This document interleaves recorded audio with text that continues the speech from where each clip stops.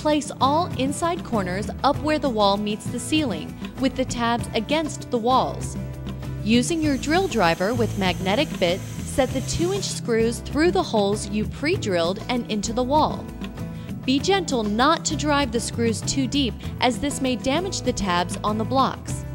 Do the same with the outside blocks if you have outward-facing corners in your room.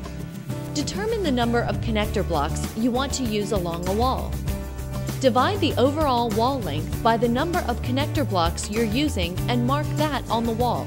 Measure the connector block width, divide in half, and make another mark on the wall on either side of your original dimension. Install the connector block between the two marks. Focal point quick clips should be spaced every 8 to 12 inches. You'll need approximately 1 bag of clips for each 8-foot piece of molding. Measure between blocks and lightly mark the wall every 8 to 12 inches. There is no need to find wall studs because the clips will attach to the ceiling header board. Slide the clip up the wall over one of your marks, the longer tab with hole facing down. Push it firmly against where the wall meets the ceiling. Hold the clip with one hand and drive a 1 5/8 inch number 6 sheetrock screw through the hole and into the wall. Do not over-tighten the screw, for it may misshape the clip. Install a quick clip on top of each of the marks along the wall. After installing each clip, make a light tick mark or use a piece of masking tape 2 inches below the clip to help determine its position. You will use this later when tapping the crowns in place.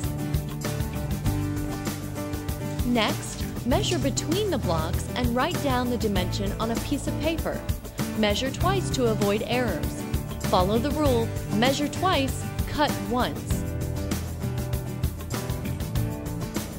Transfer the measurements from the wall between the blocks, add 1/16 inch for every 4 feet, and mark it on the molding.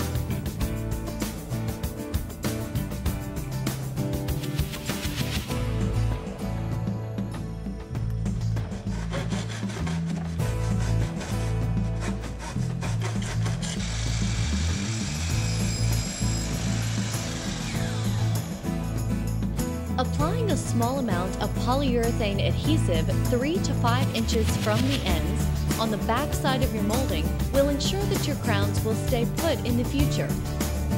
Start at one end. Align the grooves on the back of the crown with the barbs on the quick clips. Press the molding directly onto the clips.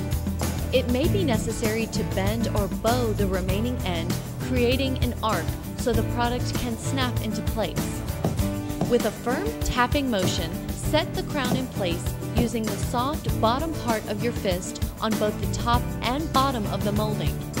Be sure to tap directly over the area where the clips are located. If any adhesive squeezes out during the installation, wipe it clean before it dries.